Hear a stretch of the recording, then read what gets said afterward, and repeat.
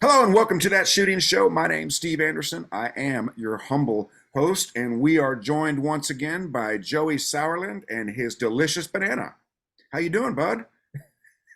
Doing good, man. I'll tell you what, you want some good nutrition, you put some peanut butter on a banana. Oh, I tell you what, that's so I've been intermittent fasting for years, Oh and yeah. when you do that, you kind of miss out on stuff like that. You miss out on the banana treats. What I miss the most, though, is the McDonald's. What's the little sandwich called with the syrup baked into the bread? It's like it's a something. Griddle. McGriddle. That's what I miss the most. So that's okay. So we got to thank our partners first. As you know, Walther Firearms is the proud sponsor of the podcast and of AndersonShooting.com. The Walther firearms that are appropriate for communism. I don't think they have any firearms that are appropriate for communism, but the Walther firearms that are appropriate for competition do come with a 30-day money-back guarantee, so that if something is wrong with you, it won't be the gun's fault, it'll be your fault. But if it's not a perfect fit, they'll get you your money back and you can go on down the road to an inferior firearm of your choice. Targets USA manufactures the finest steel targetry. CR Speed manufactures the finest gun handling gadgetry. Hunter's HD Gold is the only eyewear that I wear, and the AMG-lab.com Commanders and Timer continues to turn heads and blow minds. And Shooting Sports Innovations is so much to see because there's so much to type. I think that's it. Nice. That was exactly one banana's worth of partner partner mentions. Yeah. I'm gonna top it off with a little scoop of peanut butter. Oh, there's nothing better. Is it crunchy peanut butter or creamy? It's creamy guy. Yeah, crunchy is far better. And so, are you stating publicly that your banana is not tasty enough by itself and has to be accessorized for a truly tasty banana? It's more the combo flavor, you know. Anytime you make like a smoothie or a shake and you put either a banana or peanut butter in it, that flavor like dominates the shake, you know. Doesn't matter what else you put in it. If you put banana and peanut butter in your mouth at the same time, it's like a the ultimate showdown. So, this is a pretty good place to start. Let's talk diet and fitness. Okay. Yeah. You mentioned fasting. I wanted to talk about that. We didn't get into diet and fitness too much, and obviously, diet and fitness are really important. I think, and you'll have an opinion on this for sure. Because I have been as heavy as 240, and I have been as light as 160. And That's what you were born at? no, no. So the best diet in the world is stress. And I was going through a particularly stressful time in my life, and I went from 240 to 160 in about 6 months, Ooh. and just because I wasn't eating, my life was such a mess, and uh, I was making poor choices. Let's just put it that way. And I just wasn't eating. And one day I went to button my pants, and they literally fell down. They just fell down. There wasn't even enough of me to hold the pants up. Um, so what do you think? Uh, Obviously, you're big into diet and fitness. What do you think that helps you do compared to somebody who is not fit? Well, if you really want to boil it down, it helps me live longer. Can't shoot matches if you're dead. So, but no, in all seriousness, obviously USPSA is mostly about shooting skills. But you know, being able to move fast, being able to come to a stop fast, and it's not as much like your raw strength as it is like let's say your agility and coordination, you know.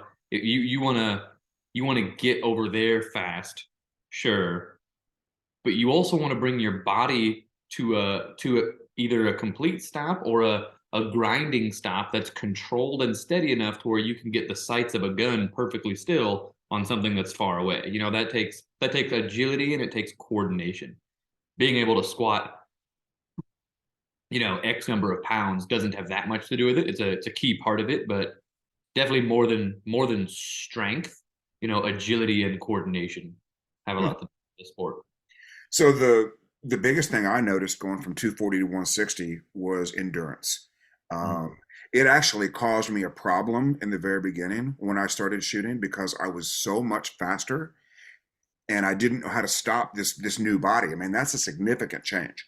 Mhm. And I could run faster, but I didn't know how to stop it. So it actually, I was trying to over accelerate, and I wound up kind of out of sorts when I got where I was going. Um, but anytime I do movement exercises in classes, the biggest difference between those that are fit and those that are not isn't the performance they can achieve, it's how many times they can do it without either hurting themselves or being fatigued, Mhm. right? And particularly as people get older, you know, you bring me a 55-year-old guy who's in good shape, he can perform just like a 35-year-old guy. But if he's not in shape, he's in big trouble. And at that point, the age and the lack of fitness, I think, kind of work together to kind of compound each other. Um, do you do so? Let's talk about diet. What is your preferred nutritional situation? Well, so I mean, there's not too much to talk about in terms of what I eat. I eat good servings of protein at every meal. Sometimes that's salmon, sometimes that's ground beef, sometimes that's bison, sometimes that's steak, sometimes it's eggs. Um, Decent amount of fruits and vegetables. I was just eating a banana and peanut butter, and I had some Brussels sprouts and bell peppers in my ground bison that I was just eating. Um, so I mean, it's pretty low carb, healthy food with a lot of protein is what I'm eating, I was going and to ask you about carbs. You avoid carbs specifically? not as much intentionally. It's just that I don't need them as much. Back when I was doing bodybuilding, I was eating, I don't know, I forget what a serving of rice is, but I think it was like 4 servings of rice at every meal. And that was at like 6 meals out of the day. And the other 2 meals had like potatoes and like pasta because I was physically depleting myself so much that I had to fill my glycogen stores in my muscles back up with carbohydrates.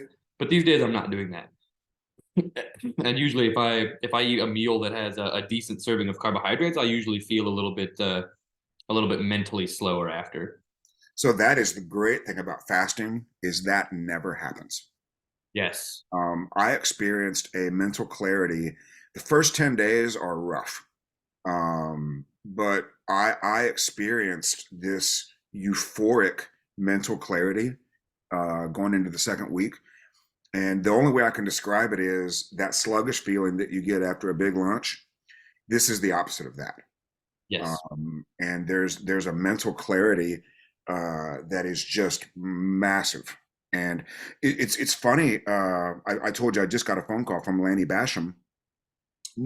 Shameless name dropping going on there, right? I'm talking to a guy and Lanny Basham's calling me. This is cool, and he told me that they invented intermittent fasting in the Olympics. Well, I don't know if they invented it, but they seized upon it. And Lanny says that digestion is the hardest work the body does, Mhm. and that is to be avoided when you want the body to be doing something else. Yeah. 100%, 100% the case. It takes a lot of blood to digest. And so you lose blood from your extremities, you lose blood flow from your brain. Um, and it's just more for your body to do. And so I've been doing intermittent fasting just as my regular thing for probably going on a year now, and for the same reasons. And then more recently, I've started pushing. So, like intermittent fasting, you've got some window that you eat in. For a lot of people, that's like noon to 8 p.m. It's an 8 hour window. I usually have that most days. I usually have a 2 hour window. So I fast for 22 hours. And then in those 2 hours, I'm usually cramming in like 3 to 4 meals. Um, which surprisingly enough, as active as I am, I mean, I work out pretty much every day. I dry fire for 90 minutes to 2 hours every day. Uh, and I work at a gym, I'm on my feet. So as active as I am, I've been able to maintain my body weight doing that on the dot. I mean, it doesn't really fluctuate at all. And yesterday, I finished a, let's see, what time? 24. I did a 42-hour fast. So did the full day, skipped dinner, went to bed. And I'll tell you what, I noticed the same thing in my sleep. When you're digesting food, it takes blood from other things. My body had nothing to do but recover, feed my brain and stuff while I was sleeping. I mean, it was good sleep. It was very good sleep. and then most of the way through the next day. And yeah, I mean, you feel great. A lot of clarity, a lot of energy, and also it's constant. You know, there's no ups and downs. I quit drinking caffeine, except on match day. I have 1 cup of coffee, but it's spread out over the entire match. 1 cup. Uh, but yeah, without caffeine and fasting, your energy, your focus, your mood, for me at least, it just stays constant the whole day. There's no ups and downs of, oh, my coffee's wearing off, I need more caffeine, or oh, I just ate lunch, now I'm full. There's none of that. Hmm, that's interesting. Now, what about eating during the match? Do you have a specific strategy there? These days I just fast through the match. Just don't eat anything. Which is it's nice because if you're used to fasting and that's when you feel your best and that's when you're the most, clear and have the most energy and feel the best. I just eliminated another thing that I have to worry about on match day. Gotta make sure that I get a bite, gotta make sure I pack this. Nope. I just don't have to worry about it at all. I know it's wonderful. Now, Right. what do you say to the 6 meal a day guys who are like, well, you're depleting your energy during competition, so if you don't get a protein boost during the competition, you're gonna lose. I have never experienced any lack of energy from fasting whatsoever. And Uh, I don't understand the science of it, but people are like, "Oh, I'll lose my energy." I'm like, that doesn't make any sense to me. What's happening there scientifically where they think they need to eat to maintain energy? I'll tell you what's happening. So I went to school for this. This is good. Uh, so you've got insulin and blood sugar, right? And if I drink a Dr. Pepper and my blood sugar levels, as the sugars from that get absorbed in my intestines and go into my bloodstream, right? My blood sugar levels go up and my insulin levels go up. And insulin is a hormone. And just like anything else, like caffeine or like alcohol, you can build up a tolerance to insulin. So if you're drinking Coca-Cola all day long, you build up a tolerance to insulin and you have problems with insulin sensitivity. This is what type 2 diabetes is. It's where you have a very high insulin tolerance.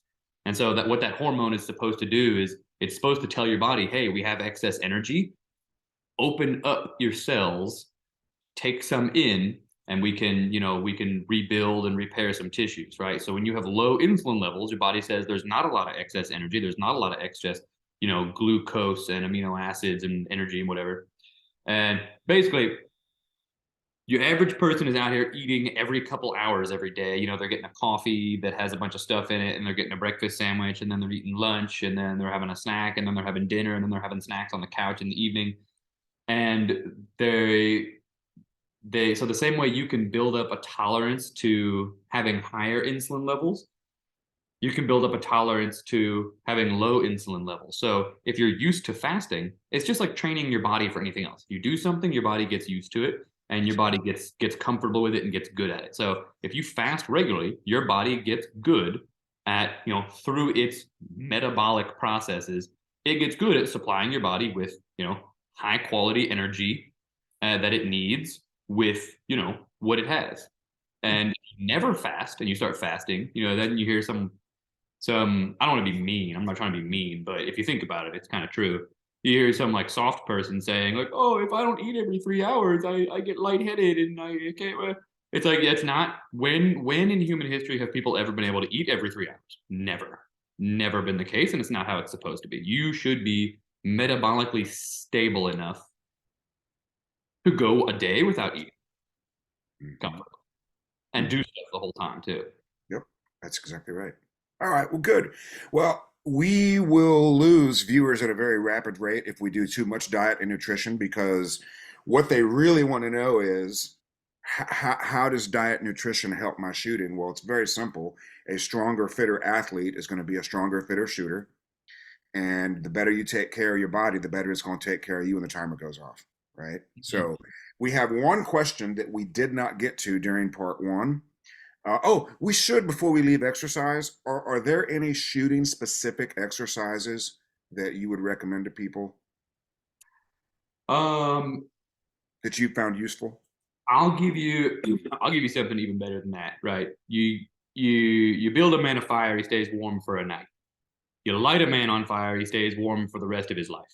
So I'm gonna give you the formula to come up with the right exercises, right? So what do you want?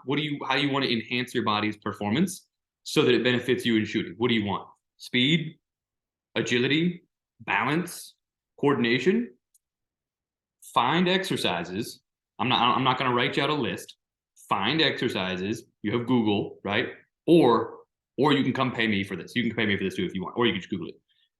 And that's right. People may not know that shooters in the Southwest Ohio area could literally come to you for a physical tune-up. They could get their birthday suits tailored, and Dude, that's the greatest gym sign I've ever seen. We tailor birthday suits. a physical tune-up. That's good. I like that. A Uh, physical tune-up.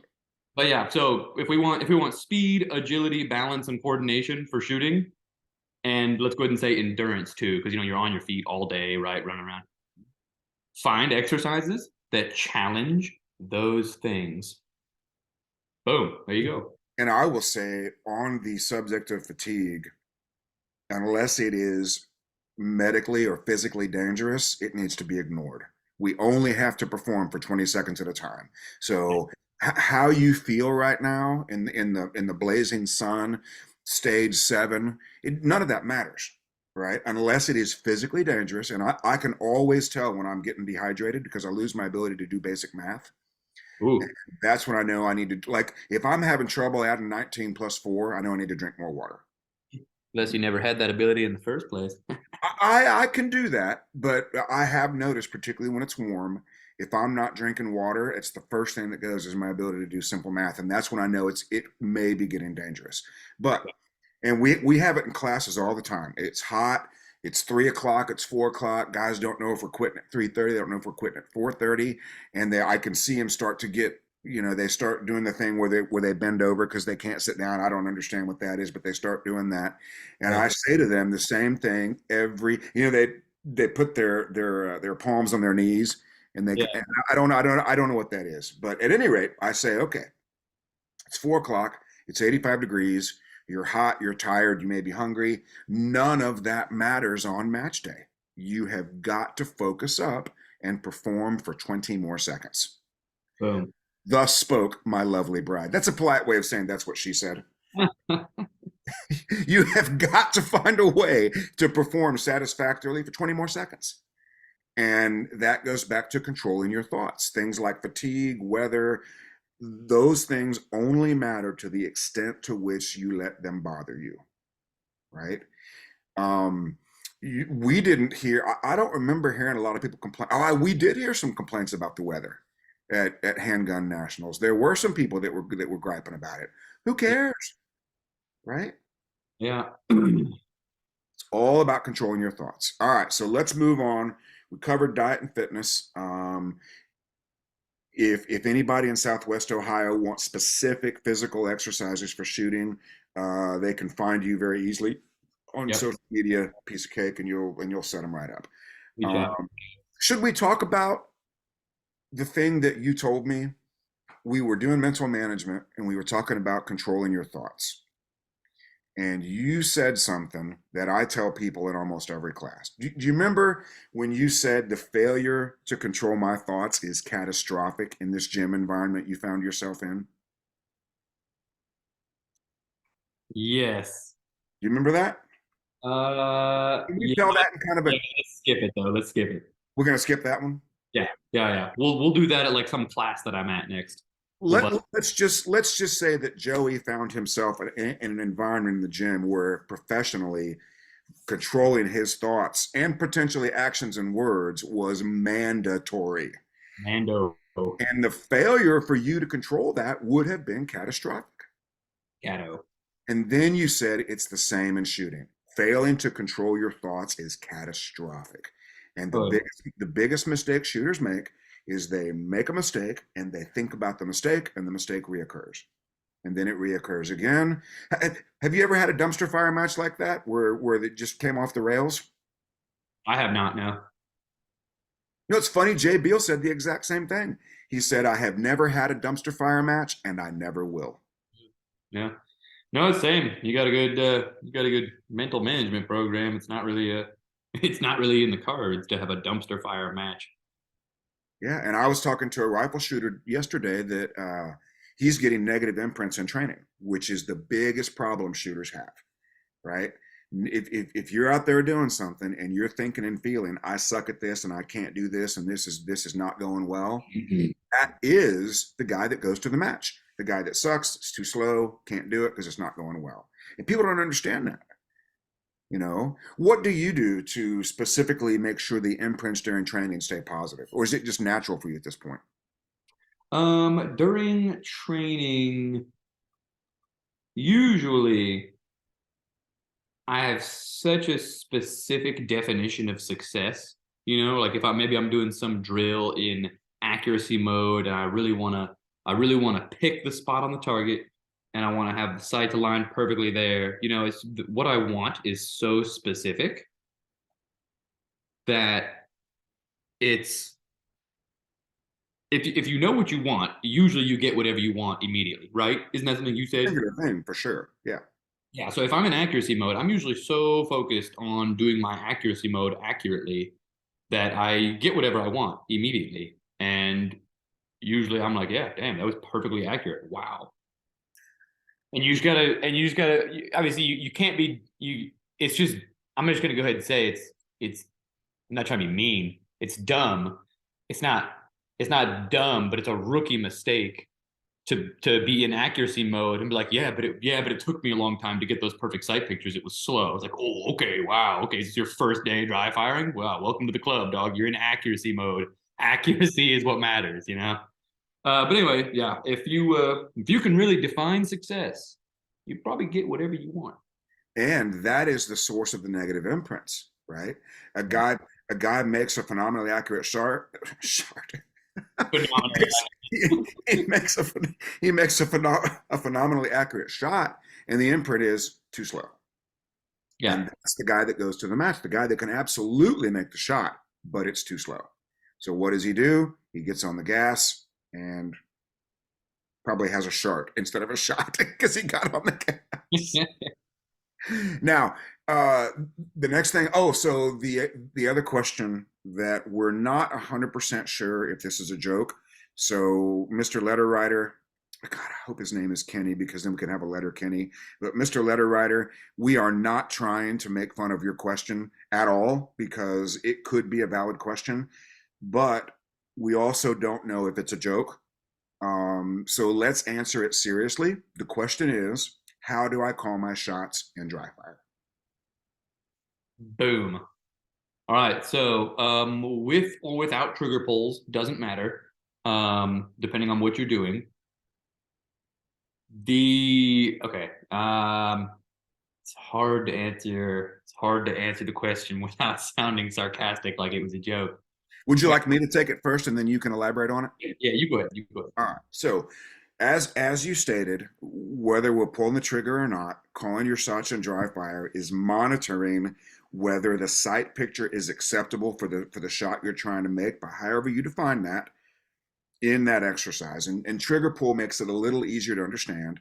If we have a sight picture that is acceptable, let's say this is my sight picture, okay?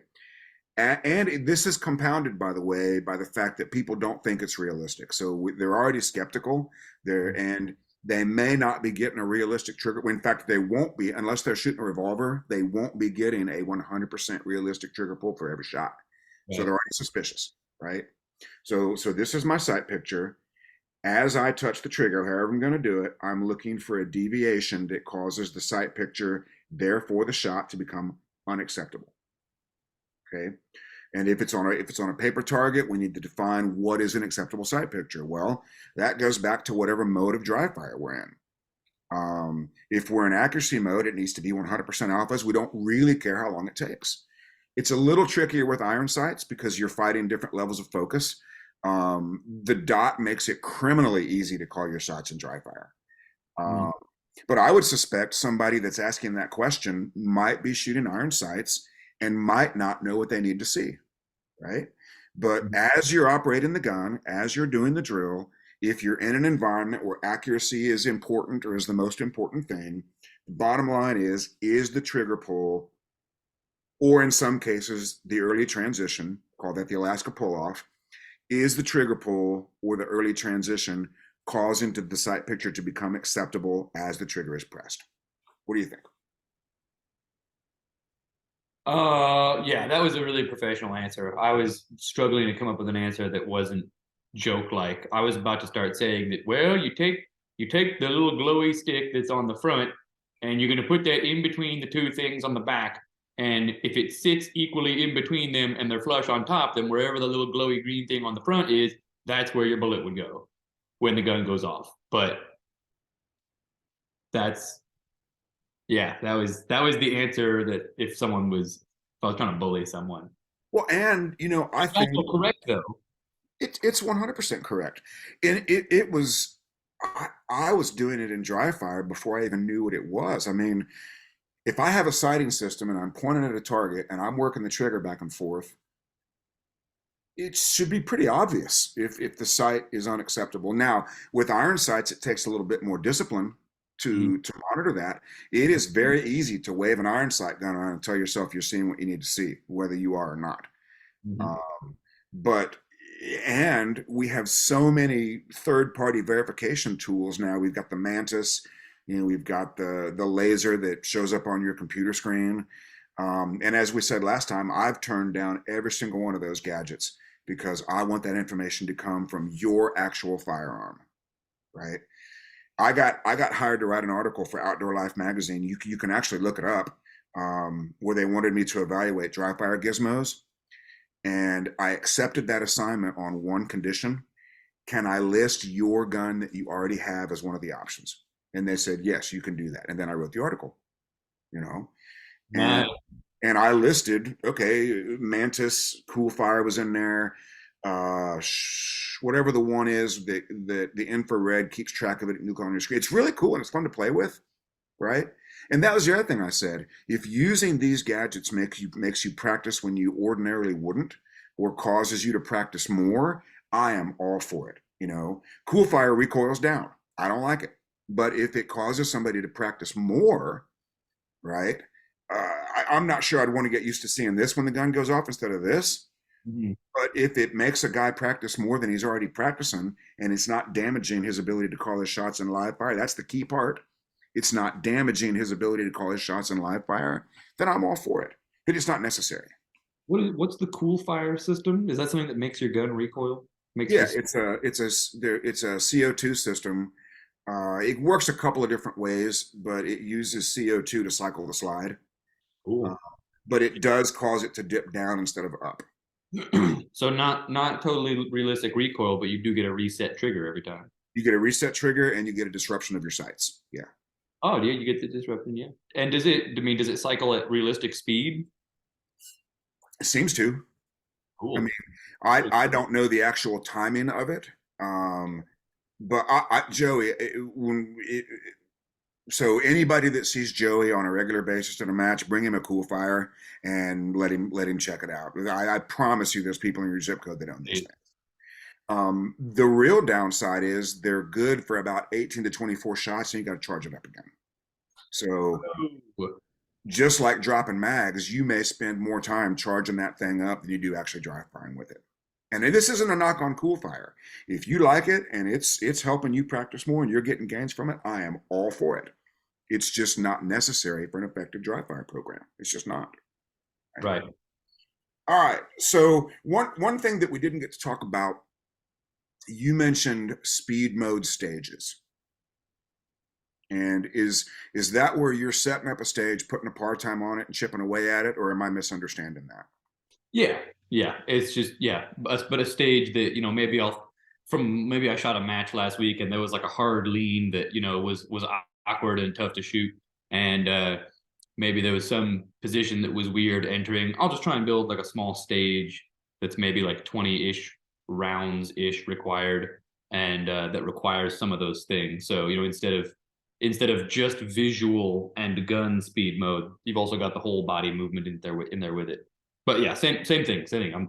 I do it once and I slap my shot timer, and then I start at that time, and then I just start chipping that time down. And what's your accuracy standard when you're doing that? Or do you even have one? Yeah, no, most of the time I have to call the shot. I have to be able to tell you where it would have gone had the gun gone off when it was on the target. And obviously it depends. I don't usually do if I do trigger pulls in speed mode, Something that I'll do these days is I'll do a single trigger pull. That way, there's still an elevated level of sight picture required. You know, like if like your brain and your finger just know, like, oh, you're actually going to pull the trigger. Where are the sights? You know, so there's a little bit more information looping there. But also, I'm then not putting a double tap into my dry fire. So a single trick, and then also you still get, you know, I mean, if you're dry firing a lot, so you're interpreting a lot of information when you're doing it, and so then you also get at speed pulling the trigger without disturbing the sights, and so then it's almost like you're not training speed and action at the same time.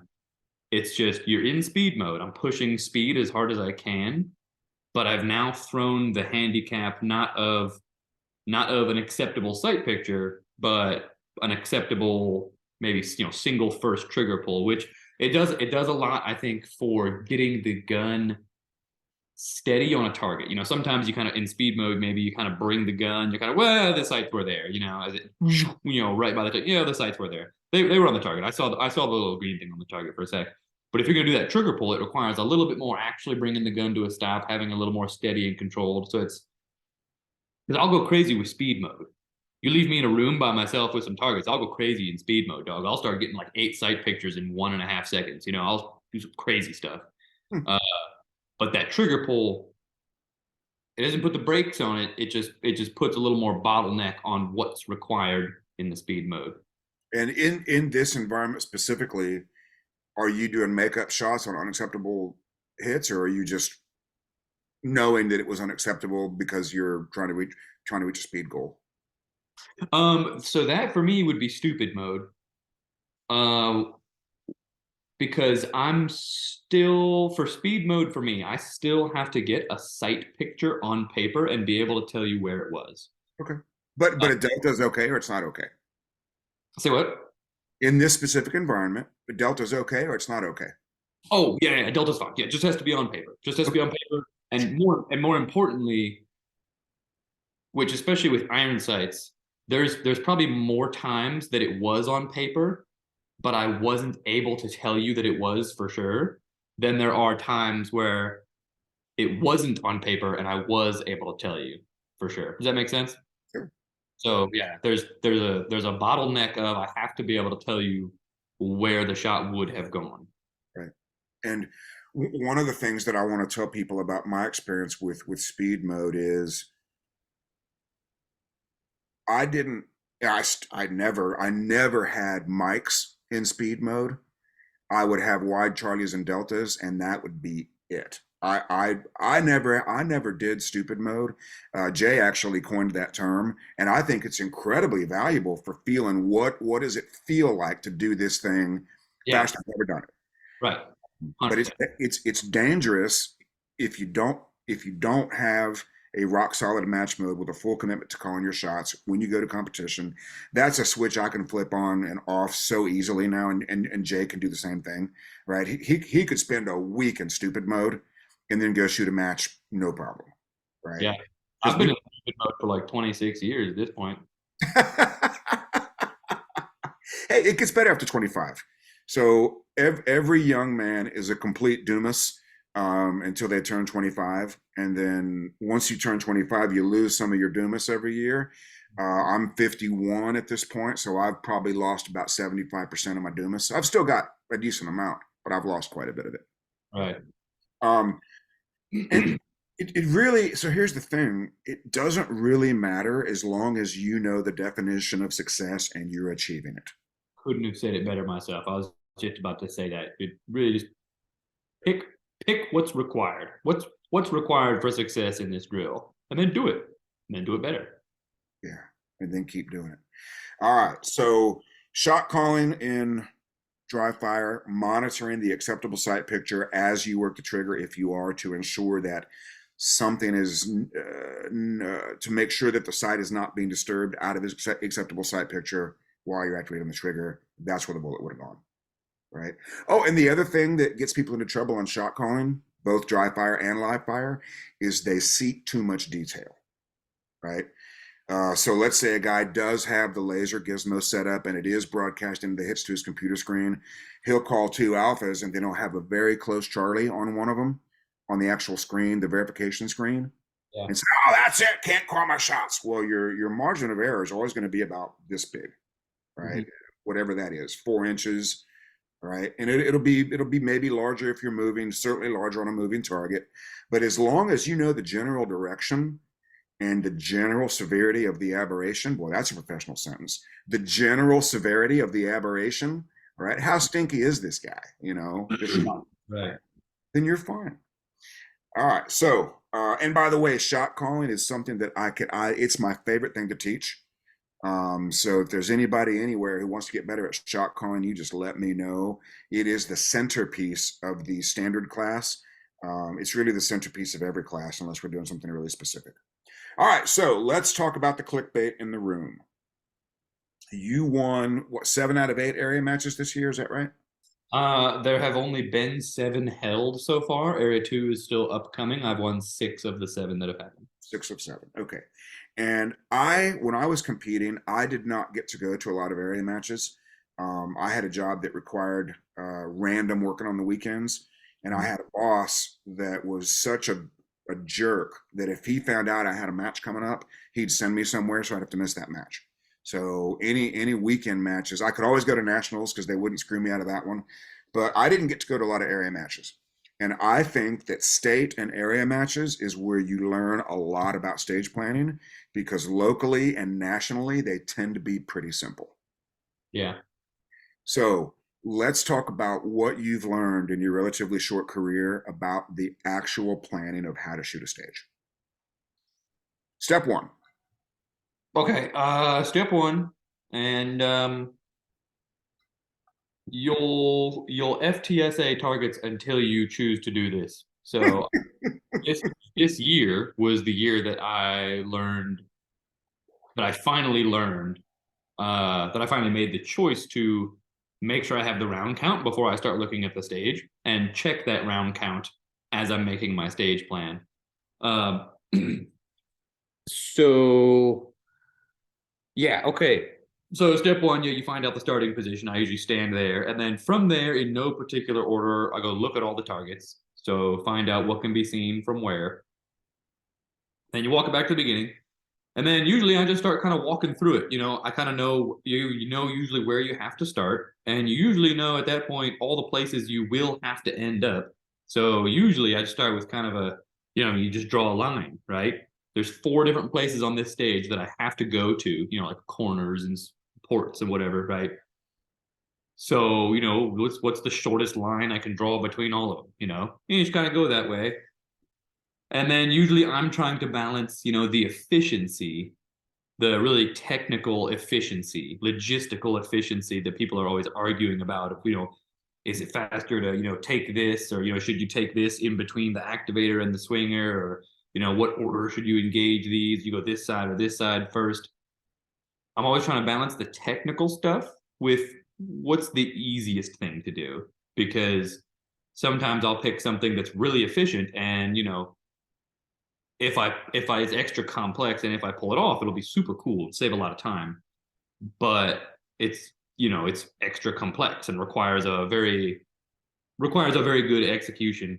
But if you pick something that's easy, where you're like, yeah, I mean, with that stage plan, I could probably shoot it right now, with 3 mental reps. If you got a stage plan like that, that's a pretty good stage plan. Something that makes it easy, shooting things in order, shooting things as they appear, minimizing the amount of movement you have to do, just things that make it easy usually make it better.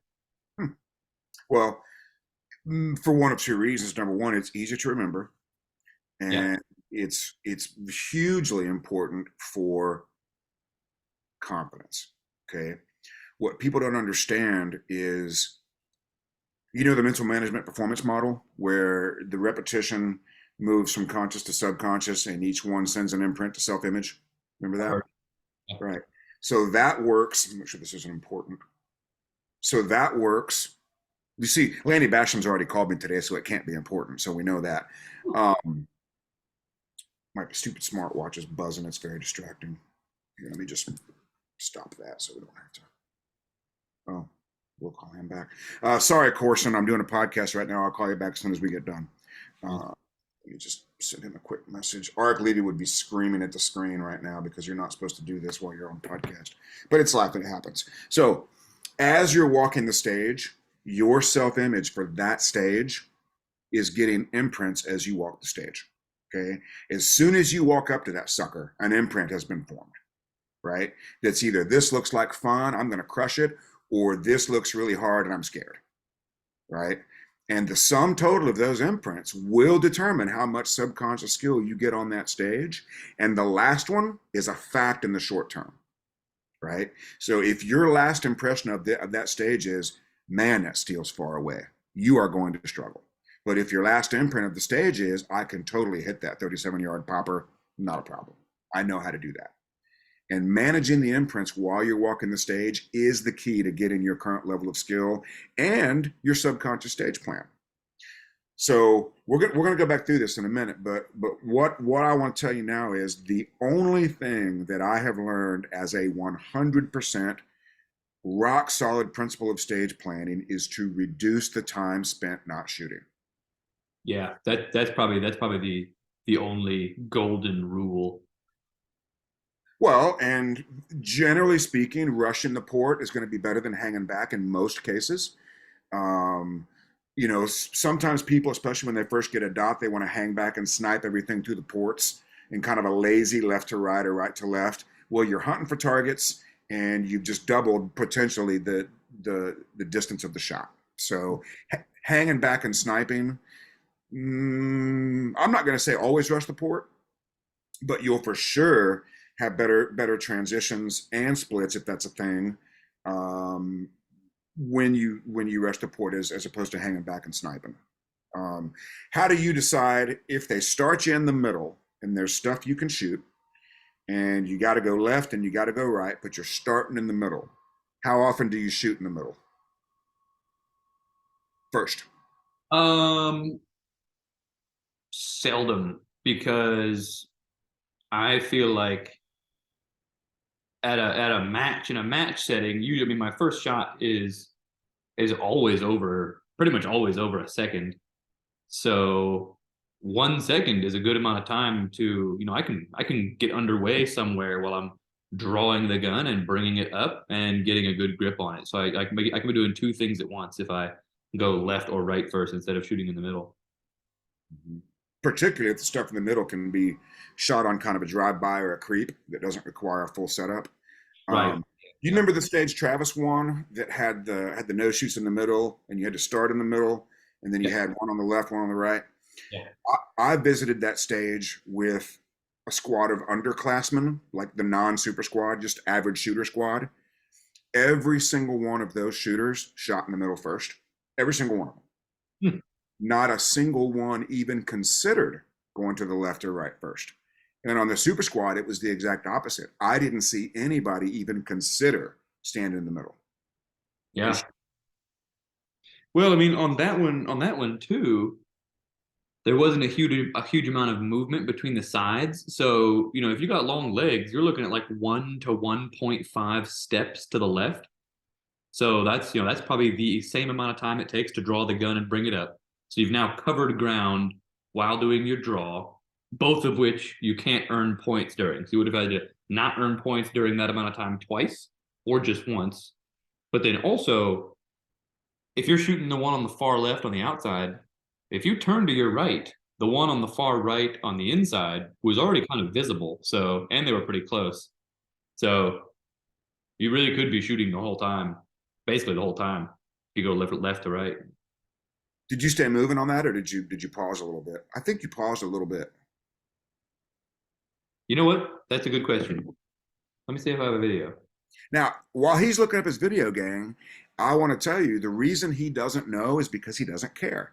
He may have preferred to stay moving. Numerous times I had programmed a stage where I'd prefer to be moving, and then somebody says, hey, how come you weren't moving? I'll say, well, the doc wouldn't let me.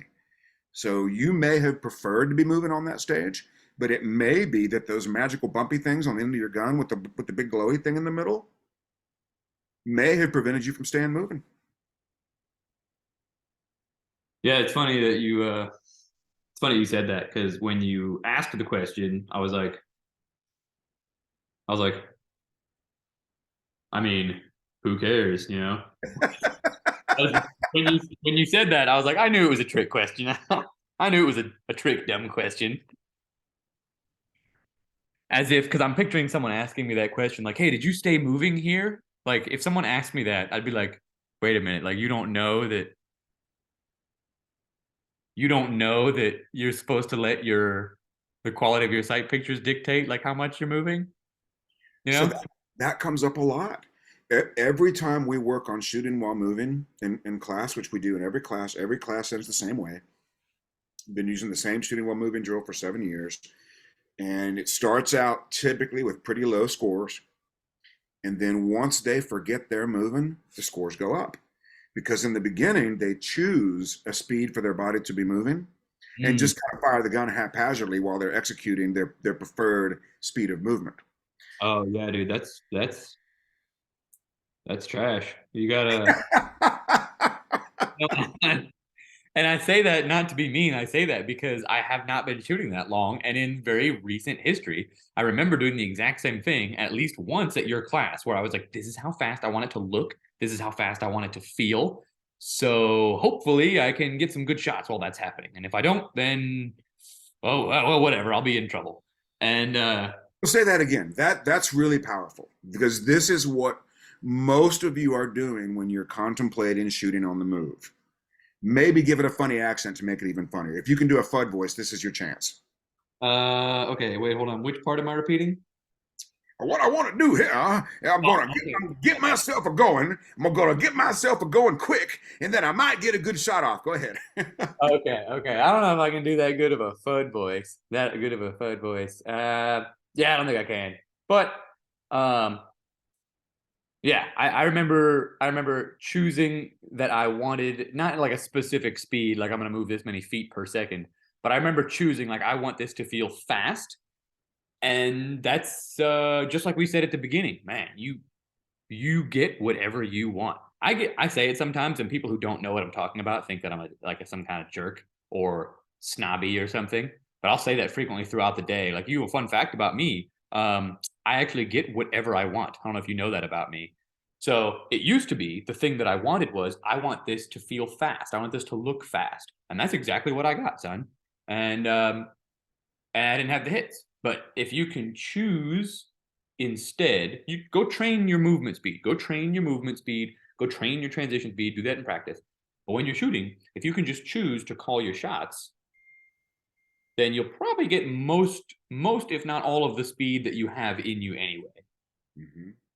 And you'll certainly get And whatever speed your body is currently able to provide with a relatively stable shooting platform. right.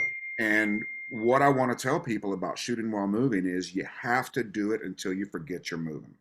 I used to really try to make people do a certain thing with their feet, and one of two things will happen. If it's a real problem physically, then I'll address it. But most people, it doesn't really matter too much what they do with their feet. What matters is that they do it long enough to forget they're moving, and they go back to firing good shots. Right. Trying to trying to work in a foot joke. Couldn't come up with it on the spot. So yeah, what you're saying is good information. Do I need to throw you a football? Oh. But seriously, and I'll never forget the day I learned it. I was with a group of very avid shooters, and we had started that exercise earlier in the day than normal.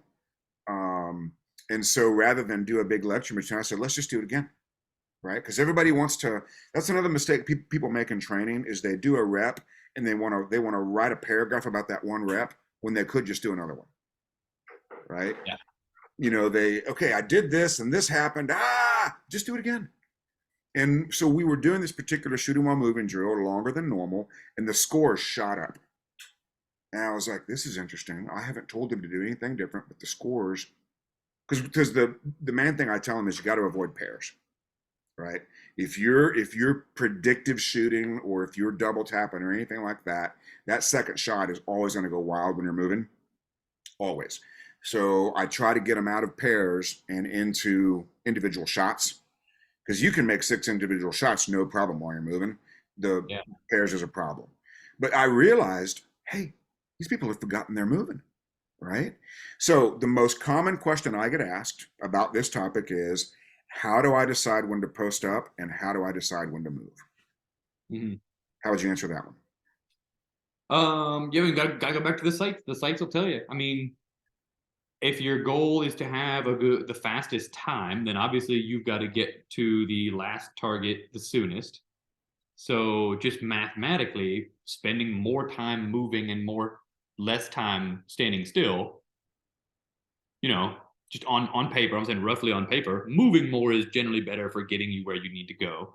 Now that could be canceled out if there's like an array of really difficult targets, right? And that might take less time to shoot, so much less time to shoot while standing still. But that aside, yeah, I mean, generally, if you've got the skills for it, you should be getting where you're going and engaging all the targets at the same time, with acceptable shots.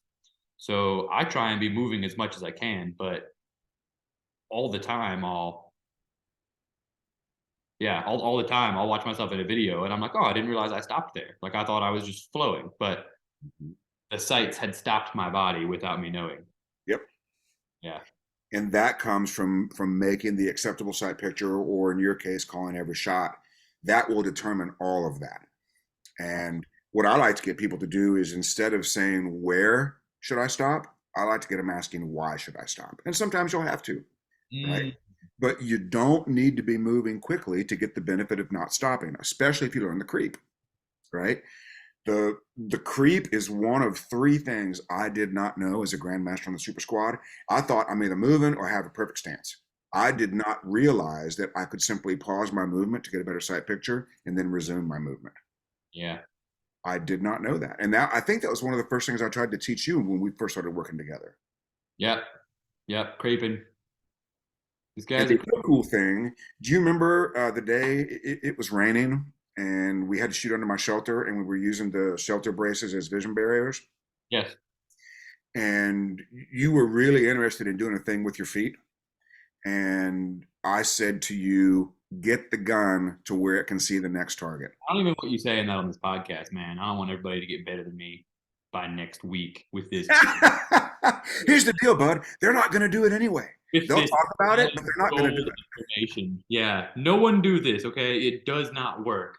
Um, but yeah, no, anytime I'm in speed mode and I think I want to be faster at this than I am, I just put the gun where it needs to go. Mm-hmm. And that always, I'll be working on a par time that doesn't have a lot of margin, right? I was doing one earlier today. I had a wall, an 8-foot wall with a port in the middle. There was 2 targets on the left, 1 partial target in the middle, and 2 targets on the right. And I was starting on the left, draw 2 sight pictures, middle 1 sight picture, right side 2 sight pictures. I was trying to do that in 3, most of the targets were half size too, most at like 5 to 8 yards away, half size targets. I was doing that in like 3.9 seconds. And I was like, there's not a lot of room for error there, right? That's 1, 2, 5 sight pictures with movement in between a lot of them in 3.9 seconds. And I was like, man, like I really feel like this could be faster. And so I did that. I was like, I'm gonna do nothing other than I'm gonna even let my sight pictures suffer a little bit. I'm gonna do nothing other than find out what it feels like to get this gun where it needs to be sooner. Dude, I cut that thing down to like 3.5 seconds. Yeah, that's awesome. Crazy. Yeah, And you know what I did? You want to know what I did next? You're gonna like this one. You ready for this? yeah. Hang on to your hat. I made it normal. Whoa! My hat is still. I redefined the limit of my ability to get that gun where it needed to go, and then I made that normal with repetition.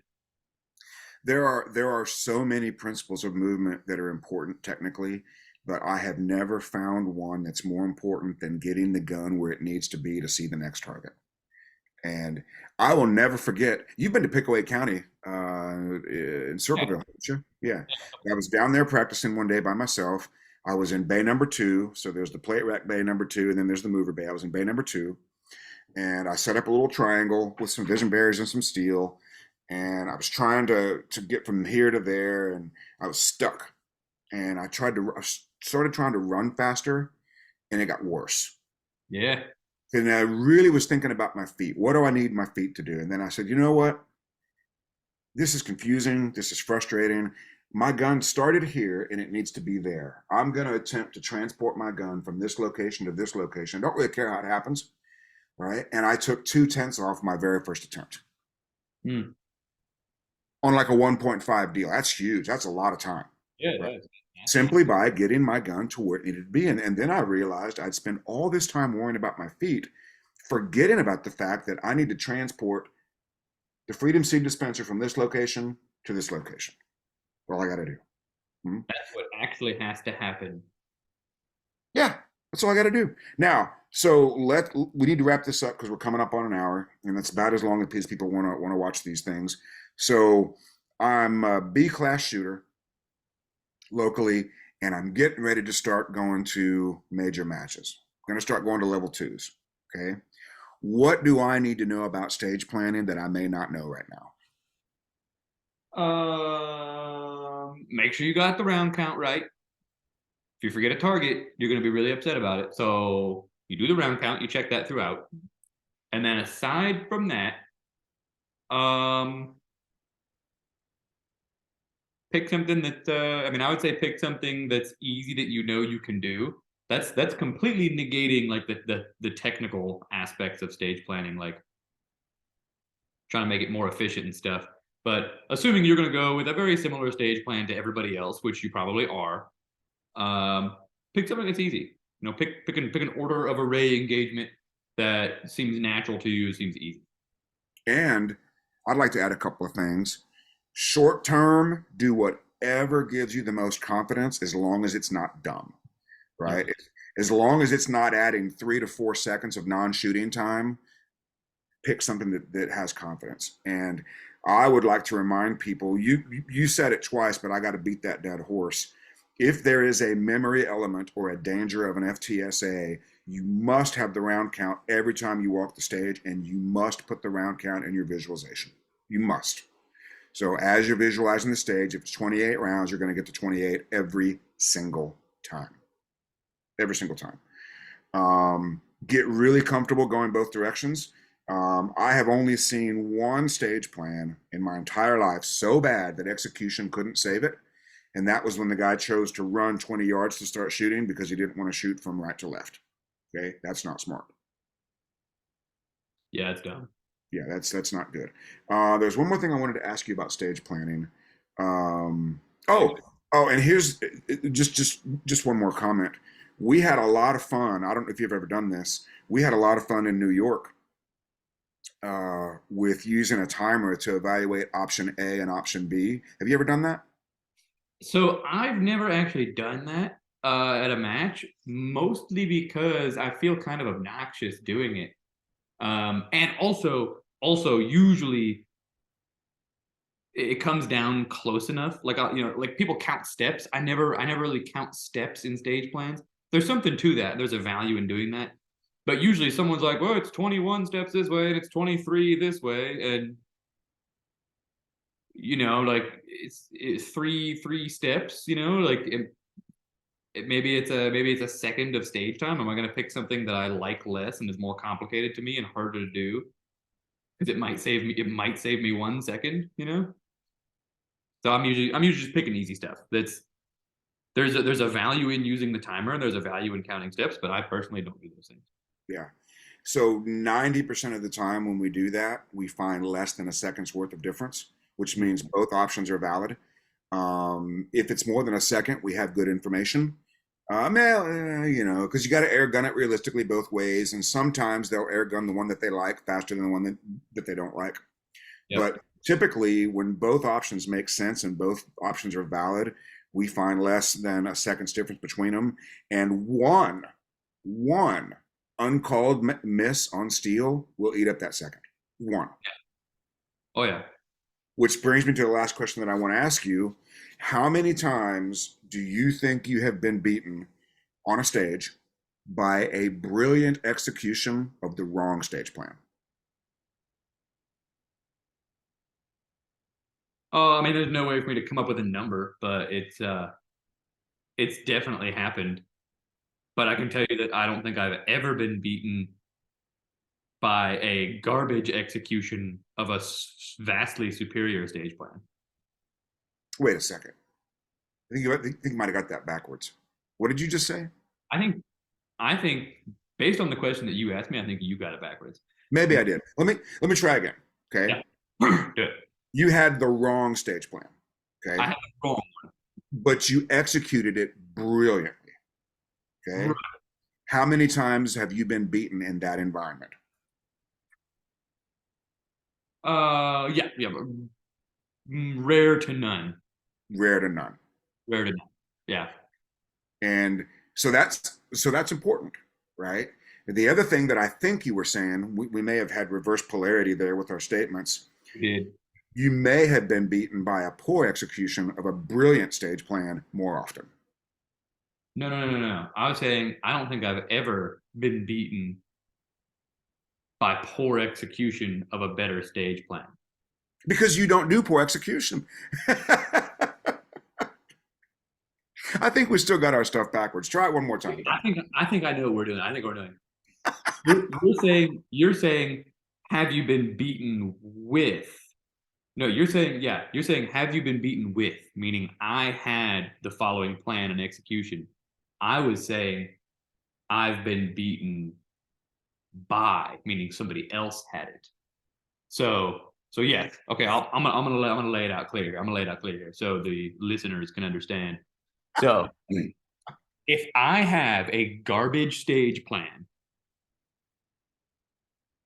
but I probably chose a garbage stage plan because it's extra comfortable. I like it a lot, and it gives me a lot of confidence, and I know I can do it very easily and comfortably. Right? That's why I chose the garbage stage plan because I wouldn't choose the garbage one for no reason, just because it's worse. Right? I have a garbage stage plan, but I've got confidence. I'm gonna burn it down. People really aren't going to beat me on those. Yeah. Now, somebody else, not me, but my some competitors of mine have a better stage plan. They've got a more efficient stage plan that done equally with another one, you spend less time not shooting and you get where you're going sooner and you have less movement. But their execution was garbage, right? A lot of starting, running as fast as you can, and then coming to a complete stop. A lot of makeup shots because they didn't choose to call their shots the first time. I never, ever get beat by that. A better stage plan with garbage execution. That never beats me. Never. And it never will. So the point I've been trying to make forever is yes, stage plan is important if you're doing dumb stuff. But the preparation is far more important than the actual plan because the execution is what gets graded, not the plan itself. And Right. if you've been in this sport a year or 2 years, you're probably not doing dumb things anymore. You're probably not going out of your way to shoot right to left or left to right or move right to left or right to or left to right. You're probably getting it right, and you're probably worried too much about the minutia and the building a plan with confidence and coming down to a singular point of focus is far more important than whatever it is you're planning to do. All right, Joey, is there anything else you want to add before we sign off on part 2 here? I knew a girl named Minutia once. Did you really? How'd she spell it? No, I'm just joking. Oh, I thought it sounded funny the way he said it. you didn't know her very long though, did you? No. I have a friend in South Africa whose name is Manette, and that's kind of fun. Yeah, it's fun. Yeah, I'm excited to be in South Africa in 2025. yeah, I'll probably be there. I assumed you would. Yeah, I'll show you around. We'll get you some biltong. You ever had biltong? Nope, don't know what that is. Pretty close to raw bacon, and it is awesome. Do you know where the Best beef jerky. Like it's not beef jerky. It's like beef jerky. Think about beef jerky mixed with sushi. It's just tremendous. do we know where the 2025 World Shoot will be? Like what range? I don't know that right now, but I'll find out. I mean, we've got some time. Cool, cool. Because I know a guy who's got a place somewhere in South Africa, but I need to find out where those places are. Who is it? In Cape Town? Question mark? Okay. The high note at the end means you're uncertain. That's what that Yeah. means. I think it's where it is. I'm not 100% sure. Oh, you woke up old Grumpy. He did not like that noise. Oh, no? Yeah. Uh-oh. Here comes. There we go. Oh, good buddy. Yeah. This is the little one. Wow. This is the intermediate Dane. All right, we got to wrap this up. Otherwise, we can do this all day. All right, Joe. It's been a pleasure. Once. Oh, here comes big. Yeah. Yep. There's the big boy. Oh, wow. Yep. Wow, look at that. See, I thought that dog's head was far from your face and close to the camera, but then Yeah. it started licking your face, and I realized it was actually at your face. That dog's head is way larger than yours. Yeah. Yeah. That's incredible. All right, bud. It's been wonderful talking to you. Best wishes as always. I'm sure we'll talk soon offline here. And thank you so much for being a guest on That Shooting Show. You want to thank your sponsors, of course. Yep. Masterpiece Arms, best race guns out there, and Action Brass Co. Go buy your process brass from there. Okay. All right, Joe. Have a great day. Thanks again. Oh, good Lord. Thank you. Oh God, I can't even I can't reach the controls, and we're clear. See you, bud. That's it.